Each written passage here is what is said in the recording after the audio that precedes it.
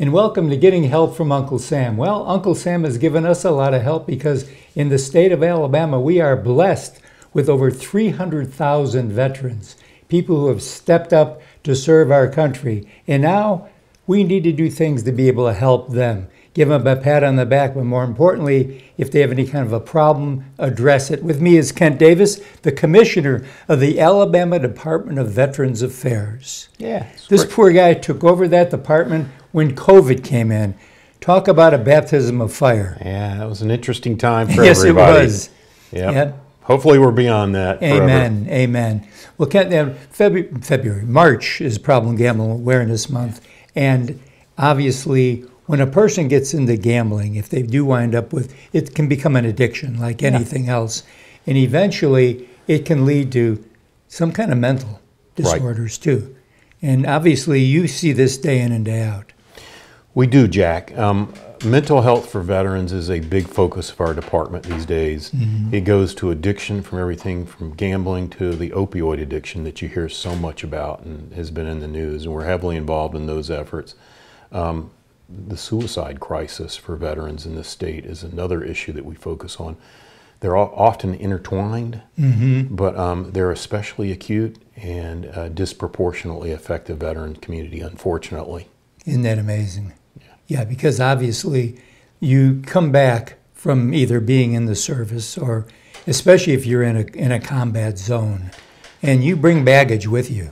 You do. You know, we talk about those invisible wounds of war, but it's more than that. Sometimes veterans come back disproportionately with physical wounds that lead to chronic pain issues. They come back with sometimes fairly unique mental health issues. Everybody's pretty familiar with post-traumatic stress, but just sometimes the transition from military life to civilian life puts stresses on veterans, and you hear of things like social isolation and homelessness, and of course, that can manifest itself in things like addictions. It does. And you hit a key point there, social isolation. Yeah. What happens when that happens in a person's life, they're more apt to go to a place like a casino because they are able to be in their own space. Nobody bothers them. It's them and a machine. That's right. And then the addiction can take place. Yeah, they're looking for some relief for that pain sometimes, and they think they can get it through an addiction, unfortunately, sometimes. And it's a shame that it happens that way, but we have to be able to do things to help them. And we need to let our viewers know, whether you have a person in your family or you yourself watching this program, help is available. Absolutely. We have many partners that we work with, both with the federal government, other state agencies. You work with us. You know, we've worked with you. You know, we've put posters in all of your veterans' offices. Absolutely.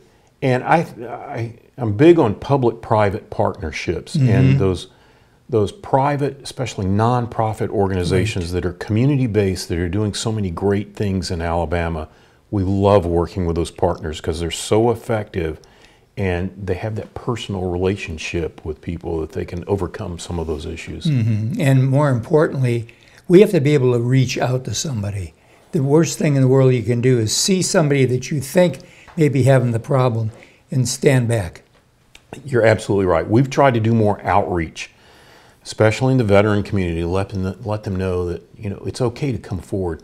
Oftentimes with veterans, there is a stigma about coming forward and asking for help. You know, veterans are taught that you're big boys and girls. Absolutely. You're supposed to take care of your own problems, and there was always the stigma, if I say anything, it'll ruin my military career. Thank goodness we're getting beyond that. Yes. And we're letting veterans know it's okay to come forward, and here are some of the assets that you can turn to for help. There's plenty out there. That's a task, and we're working on that. We're doing much more outreach these days. Now, do you have, obviously, in your veteran service offices, is that an area where they can come person to person? They can. So our veteran service offices, we have 62 of them right now around the state. Just about one in every county. Yep, we're all over the state of Alabama. And you're usually in a county courthouse, right? County courthouse, county admin building, some kind of county facility. It's a partnership with the county. And they not only assist veterans with the traditional veterans needs, like filing claims or helping with their GI Bill benefits, but we're also a referral service. If we detect that there's a veteran in need of some special services, we put them in touch with our network of care providers. oftentimes in the private sector, to link them up with those assets that I talked about. Well, that's good. Well, you need to know that your Veterans Administration is here for you. They're not just there to, like you said, get you some books for school. No, we're much more than that. You're taking care. It's not your mother's old Veterans Administration. That's right. They're doing great things in our community. And we'll be right back right after this.